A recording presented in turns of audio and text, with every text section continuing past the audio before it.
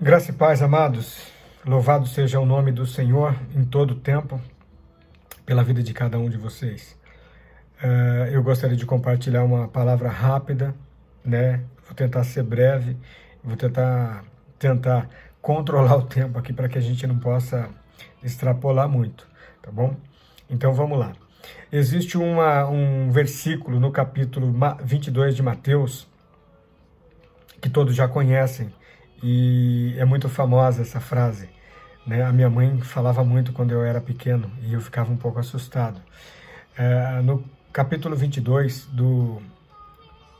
de Mateus, no versículo 14, o Senhor Jesus, ele diz o seguinte: porque muitos são chamados, mas poucos escolhidos.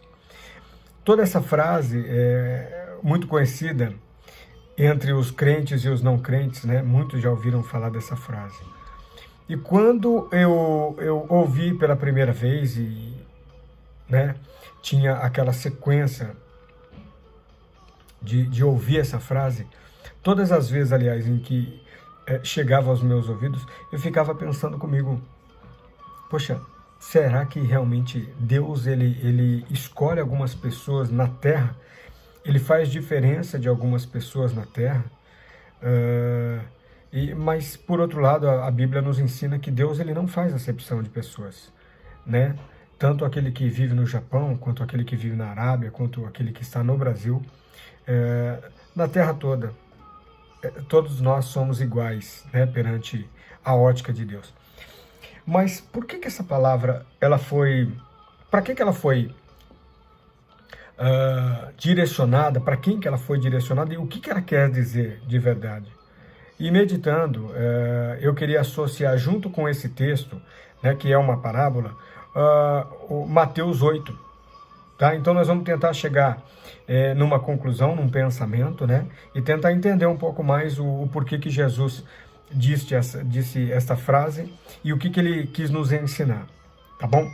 Então a gente consegue entender que essa frase, vou repeti-la, porque muitos são chamados e poucos os escolhidos, a gente vê que Jesus citou essa frase justamente no final de uma parábola, né? Onde Jesus ele conta a história de um rei que preparou toda uma festa, né?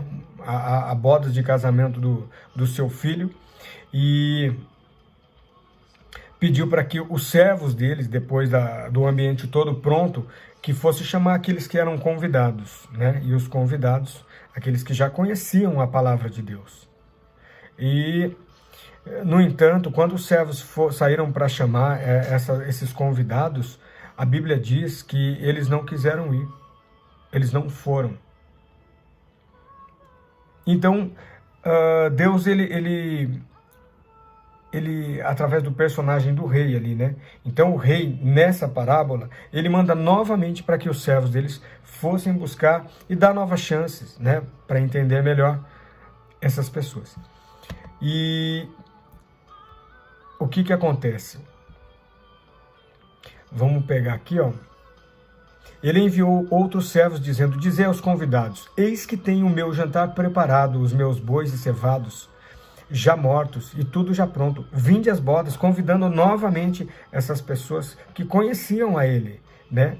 E no versículo 5 do capítulo 22, a gente percebe que eles, porém, não fazendo caso, eles nem fizeram caso, os convidados.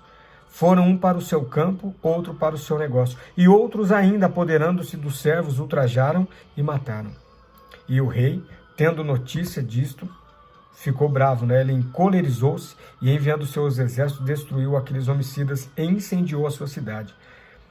Então disse aos servos, o rei dizendo aos servos: as bodas, na verdade, estão preparadas, mas os convidados não eram dignos. Então eu gostaria que vocês gravassem esta frase que o rei falou para os servos deles. As bodas, na verdade, estão preparadas, mas os convidados não eram dignos. E aí o texto ele continua, né? O rei manda chamar nas cidades, em outros caminhos, né? Maus e bons, todos aqueles que os servos encontrassem, para que as bodas, a festa, estivessem cheias de pessoas. De qualquer forma, ia chegar as pessoas ali, né? E os servos, saindo pelos caminhos, ajuntaram todos quantos se encontraram, tanto maus quanto bons. E a festa nupcial foi cheia de convidados. E ali, no versículo 14, depois de terminar essa história, o Senhor Jesus, ele cita aquela frase que eu falei, onde muitos serão chamados e poucos os escolhidos. Nós vamos para outro texto para a gente poder entender como a palavra de Deus se completa, tá? Em Mateus 8, aliás, em Mateus 7, a gente percebe que Jesus está nos ensinando muitas coisas ali, né? Ele está no monte, desde o capítulo 5, né? Ele sobe no monte e começa a ensinar como que os servos, como que aqueles que creem no Senhor, aqueles que fazem parte da linhagem escolhida, como eles deveriam reagir e como seria melhor o comportamento deles.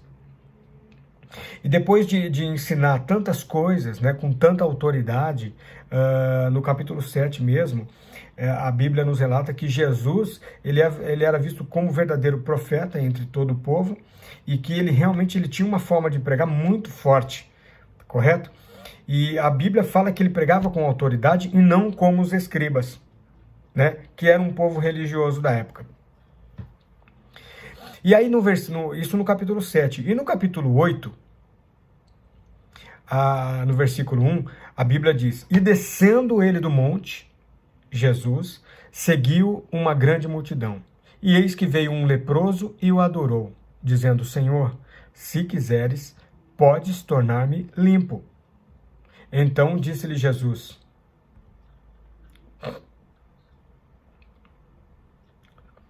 Jesus, estendendo a mão, tocou, dizendo: Quero ser limpo. E logo ficou purificado da lepra. Eu estou lendo aqui, tá acompanhando?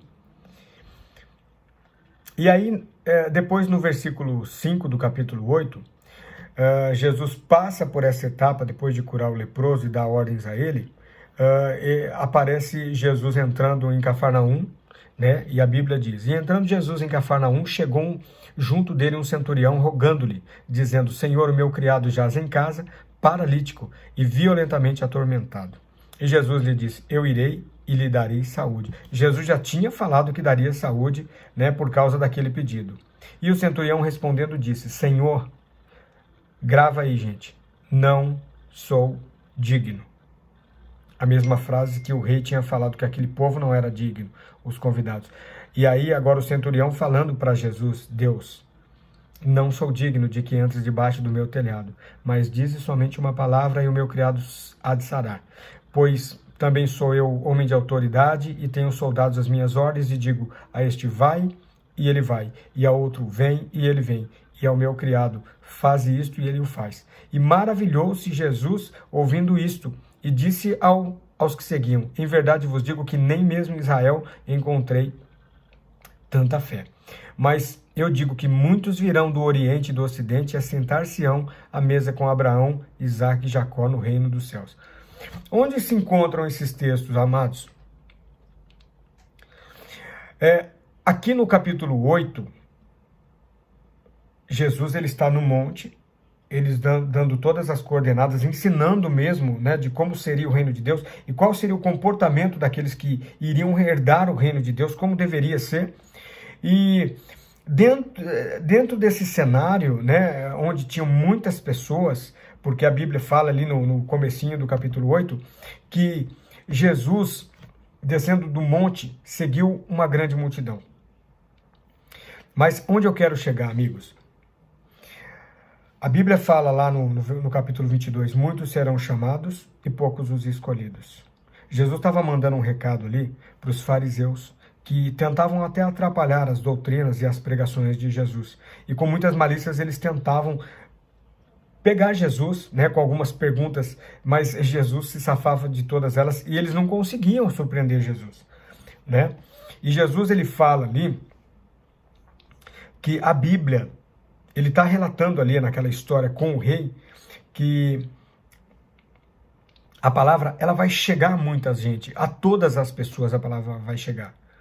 Mas cabe a todos aqueles que ouvem entender, assimilar tudo isso, perceber que realmente só Deus pode dar essas palavras lindas que a gente encontra na Bíblia, né? E é muito ruim quando alguém não conhece o que está escrito ali dentro. E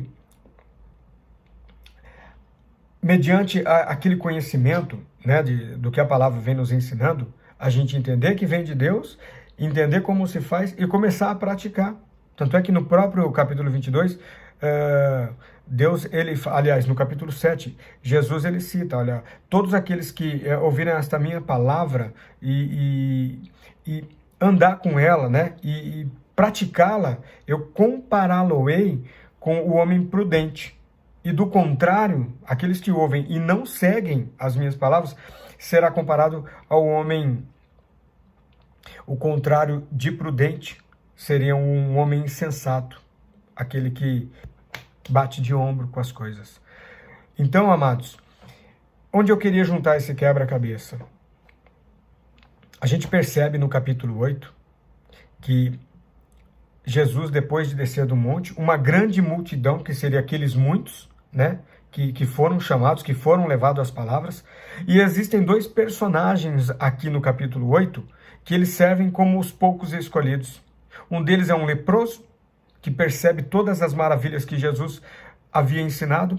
Ele vem e fala, olha, eu entendi, Jesus, as tuas palavras, eu quero exatamente tudo isso, eu sei que você era o Messias que havia de vir, porque todos eles já conheciam, né, a história que Jesus, o Messias ia retornar, ia chegar, eles já esperavam o Messias, perceberam que era Jesus, e o leproso, no meio daquela multidão, ele lê tudo aquilo que Jesus fala, e diz, olha Jesus, se tu quiseres. Primeiro ele adora, né? A palavra diz, ele adorou a Jesus. Eu creio que ele deve ter chegado e falado, olha, Senhor Jesus, o Senhor é maravilhoso, todo-poderoso, eu percebo que as palavras que saem da tua boca é de autoridade, de verdade.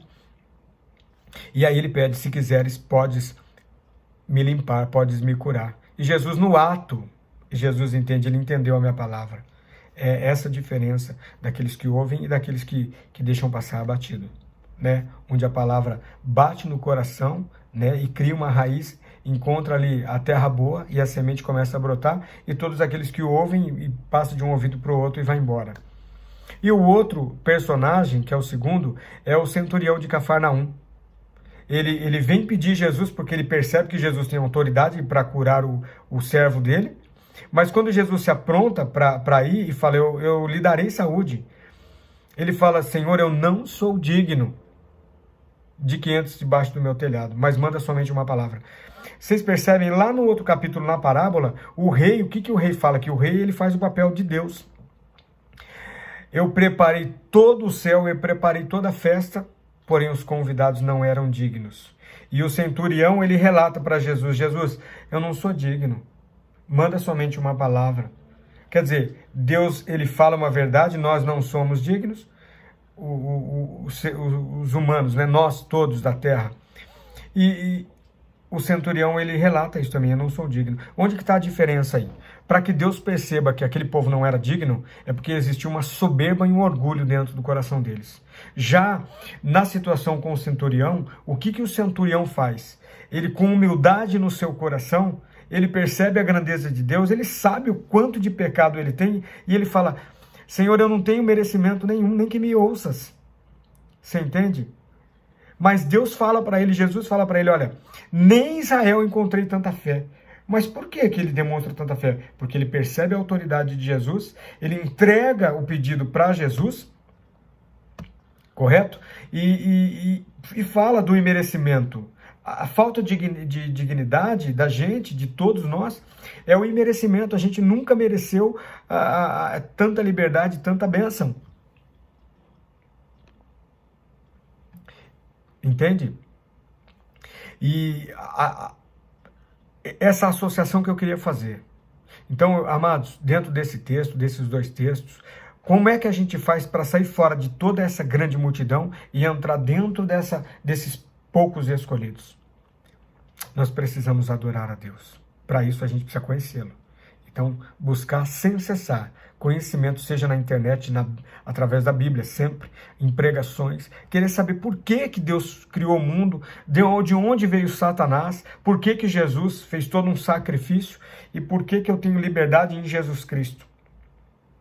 Nós precisamos, isso é só um resumo, conhecer a história para que a gente possa entender o poder de Deus nas nossas vidas.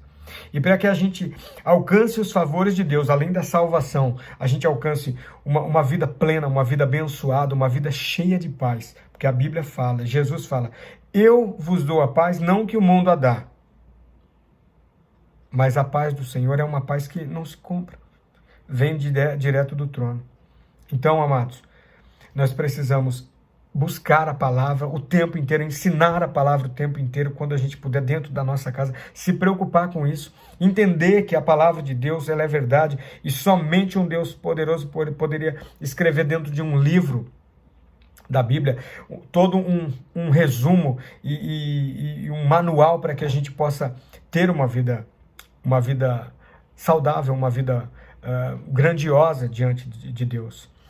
Outro detalhe também, a gente tem que, dentro de buscar a palavra, né? Esse é um dos itens, eu anotei aqui, por isso que eu estou lendo. Temos que temer a Deus, temer muito a Deus, sabendo que foi Ele quem criou tudo. E eu preciso, em nome de Jesus Cristo, te pedir que, além de entender que estávamos condenados à morte, e junto com a morte ainda uma série de escravidão, ou seja, vários sofrimentos nessa vida, entender também que é por Ele, pela obra da cruz, por Jesus, que nós fomos salvos, antes curados, limpos e abençoados. Tá bom, amados? Eu queria deixar essa palavra com vocês. Todas as vezes que você chegar diante do Senhor, não chegue requerendo ou exigindo, mas entendendo que Ele é Deus, Ele tem um olhar em toda a terra, e que Ele pode todas as coisas, mas que para a gente chegar nele, a gente tem que adorá-lo primeiro, dizer o quanto Ele é grandioso por todas as coisas que Ele fez, né? E nos colocar como miseráveis. Foi assim que esses dois, o leproso e o centurião, alcançaram a bênção. Você pode alcançar todas as suas bênçãos, amados, quando vocês se ajoelharem diante do Senhor e se tornando indignos, não soberbos nem orgulhosos, mas humildes, porque a Bíblia fala que Deus resiste aos soberbos, lá no livro de Tiago, mas dá graça aos humildes. Seja humilde diante do Senhor, engrandeça o nome de Deus, creia que Ele tudo pode fazer por você. E com certeza, Deus vai olhar do céu, lê exatamente o que tem dentro do seu coração, e dentro dessa humildade, e desse raciocínio lógico de que Deus é o Todo-Poderoso, e nós somos meros miseráveis, que Ele nos alcançou pelo sacrifício de Jesus. Então, nós vamos conseguir essa aliança, fazer esse casamento, e com certeza Deus vai derramar toda sorte de bênção sobre a minha vida e sobre a vida de vocês, tá bom? Um grande abraço, fiquem com Deus, eu espero que essa palavra seja pregoada no coração de vocês e que se torne bênção na vida de vocês e de todos os seus familiares, em nome de Jesus Cristo. Obrigado pela oportunidade, um grande abraço, Deus abençoe, fiquem na paz, amém. Glória te damos.